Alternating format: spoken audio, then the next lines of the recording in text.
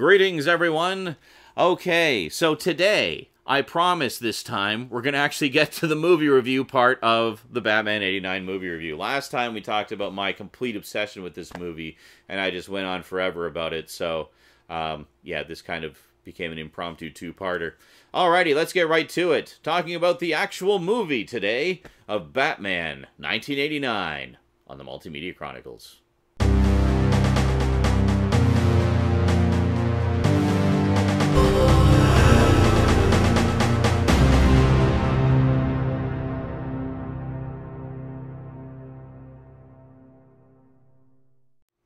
So as for the movie itself, I mean, I don't know if I really need to say much about the plot. I think most of you have probably seen it. I've lost count of how many times I watched it. I bought the VHS tape as soon as it came out. I later bought it on Laserdisc.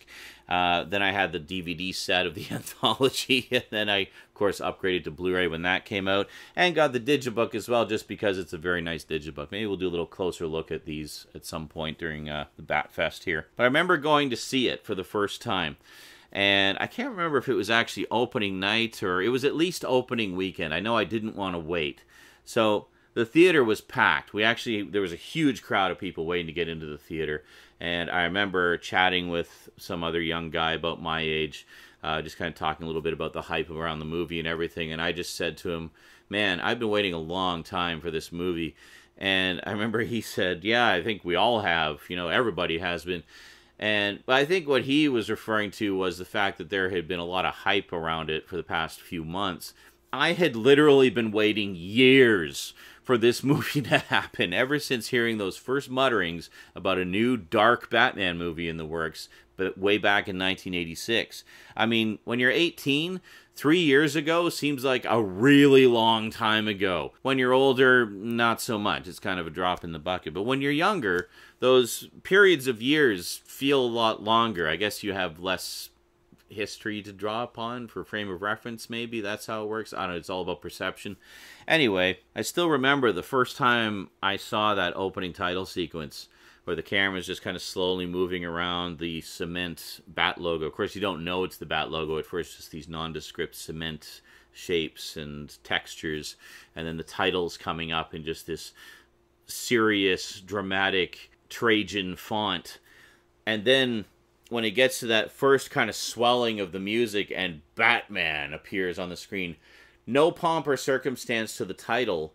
It's just the Trajan font a little bit larger. But that to me said everything that I needed to know right there. Just that this is a serious Batman movie. And just from the tone of the theme, it's like, this is a serious Batman movie, and this is a dark Batman movie. And then when the titles finish, and it fades in, and we see Gotham City for the first time, I was just like, oh, I was just beside myself. I was like, wow, they finally did it. Like, this is the Batman I've been waiting to see on screen for so long, through all the comics that I've read. And I was overjoyed. To this day, I remain completely blown away by the production design on this thing. I don't know if you guys have looked at any of the behind-the-scenes stuff on the Blu-rays, but when you see the actual size of the Gotham City set that they made for this thing, I mean, it took up the whole back lot at Warner Brothers. It was massive, massive set. And then all the beautiful production design that Anton Furst, rest in peace, sadly no longer with us, did for it was absolutely amazing. To me, it was very reminiscent of Blade Runner, where it's like you have these old buildings, but with new things kind of retrofitted and bolted onto them, like vents and ducts and pipes and things like that. Like, rather than just tear down the old buildings and build new ones, they just kind of kept bolting things onto them and like stretching up into the sky. And you get this feeling of timelessness in a way, where it's like people are wearing overcoats and fedoras, and it's kind of old-fashioned cars, but there's television and computers and things like that. So it's this strange mishmash of times and technology and styles, but somehow it works. It just makes this Gotham City uniquely its own, and obviously made an impression, because I've been talking a lot about how the adaptations have later influenced the comics. Well, this one is no exception. Everyone seemed to be so taken by how Gotham City was designed in this, that look was later transposed into the comic. There was a great multi-issue story arc where essentially this crazy guy wanted to just level Gotham City and have it rebuilt in the old Gothic style. And that was a story that was directly spawned out of the love for the visual style of this movie. And the second one, Batman Returns, where it kind of continued that philosophy.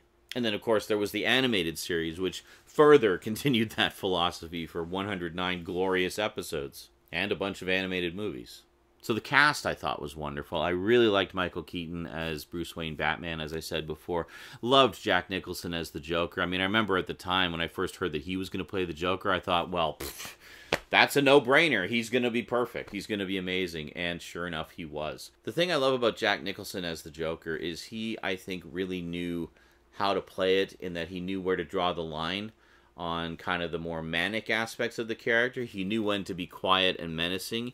He knew when to just cut loose and be crazy. But he's such a professional actor and has just so many years of experience.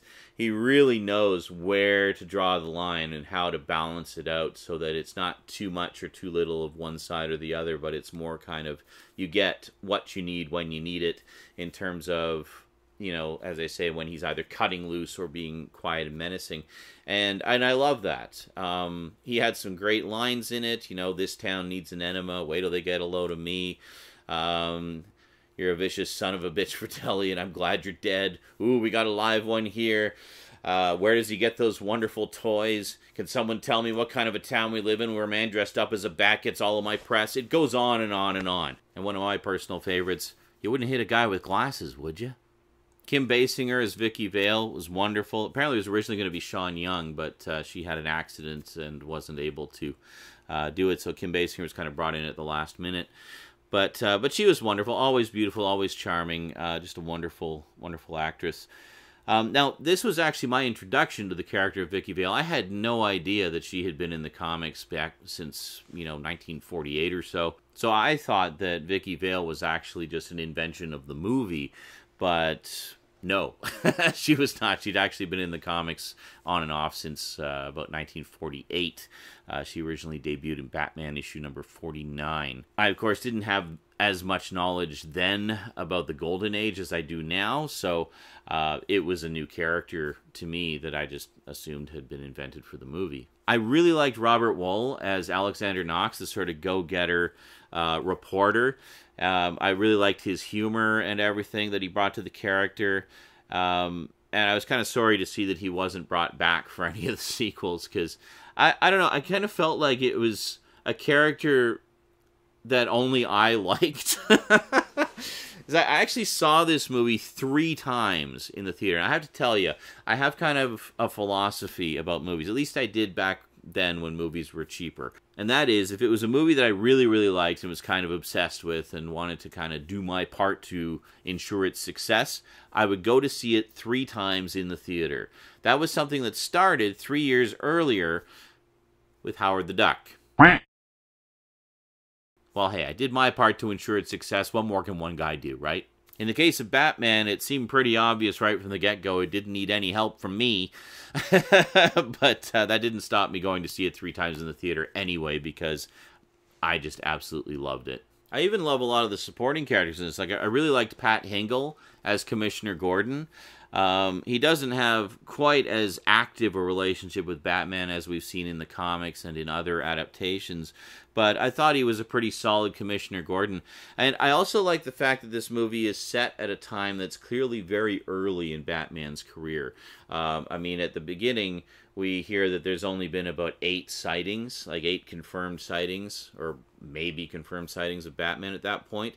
And that's one of the things that Knox is trying to get to the bottom of, is there any truth to the rumor? Is there really this Batman running around the city terrifying criminals? So I love the whole scene in Axis Chemicals where Gordon isn't even sure if Batman exists, but then he sees him walking around, he's just like, oh my God. Like, just his reaction, where it's like, in that moment, suddenly he realizes everything he's been hearing is true. And then there's that other wonderful scene a little bit later where Batman is cornered by the cops and he has to get out. So he drops the smoke pellet, stands there and waits to be completely enveloped in smoke, then fires off the grappling gun. But all they see, the cops who are watching, is just Batman's wings suddenly spreading, and he takes off into the air. And they're like, what?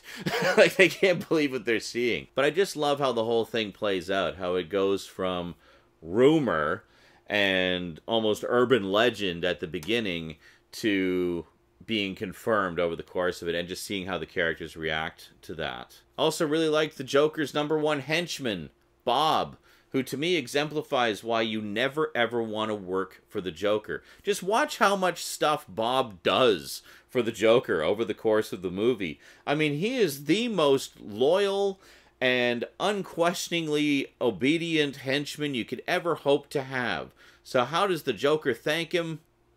By shooting him. And this is why you never want to work for the Joker, because you could be the best henchman in the world and he'll still end up killing you in the end, just on a whim, out of nowhere, just because. Of course, I have to mention Jack Palance as crime boss Karl Grissom. What can you say about Jack Palance? I mean, he just commands your attention when he's on screen. What an amazing, amazing actor he was. And just such a presence on screen, you know. I mean, he couldn't have been more perfect for that character. Just pure intimidation. Great stuff. And speaking of Bob and the Joker, I love the bit where they kind of plant the seed of this at the beginning, where Grissom is saying to Jack Napier, saying, I want you to handle this personally because you're my #1 guy. And then later, the Joker is saying to Bob, it's like, you are my #1 guy. I just love that whole idea that here we have Jack Nicholson, who is an actor who has countless impersonations done of him all the time, himself doing an impersonation of Jack Palance from earlier in the movie. I just love the kind of little sly wink of that, as it were. And it was quite funny to see. And a lot of people don't seem to pick up on that that's what he's doing. They just think it's just the Joker being crazy. But no, that's a direct callback to Jack Palance calling him his #1 guy at the beginning. So watch for that next time you watch the movie if you've ever missed it before. And of course, I would be remiss if I did not mention Michael Gough as Alfred. In my opinion, one of the all-time great Alfreds. In fact, I'd say he's probably my favorite out of all the Alfreds that have ever Alfreded. Just love Michael Gough. Needless to say, I could go on and on and on about this movie and probably quote the whole darn thing to you by this point. But yeah, it remains my absolute favorite Batman movie for a lot of reasons. I mean, I certainly love it just for its historical significance in terms of Batman's cinematic life, in that it was the first one that brought us the Dark Knight as we had been seeing him in the comics from the 70s up until the present, ever. Like, it was the first time we had ever seen that adapted in any form. Well, we didn't even have the animated series yet. The animated series didn't come until 1992, like 3 years later. So this was it. This was where it began. Where, I mean, kids today, of course, have just grown up with the Dark Batman, and they don't think anything of it. But for me, I grew up with the 60s series, so actually seeing the Dark Batman from the comics brought to life on the screen like this, wow, it just blew me away.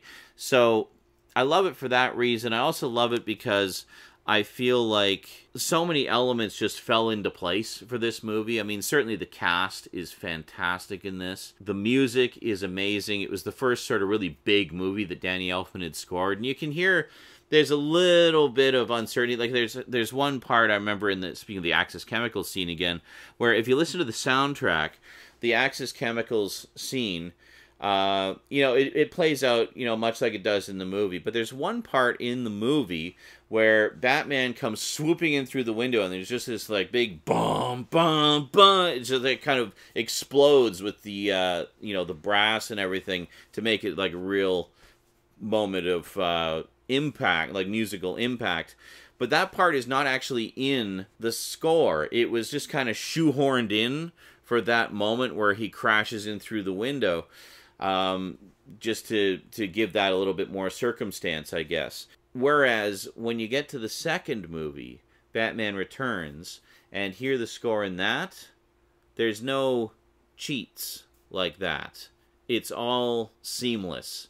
It just blends and flows and ebbs and dips and sways with whatever's going on the screen. So even just in those 3 years between the two movies, Danny Elfman really matures as a composer. But it's great hearing the beginnings of that with Batman, and the year before with Beetlejuice, and how he was really kind of finding his own musical voice.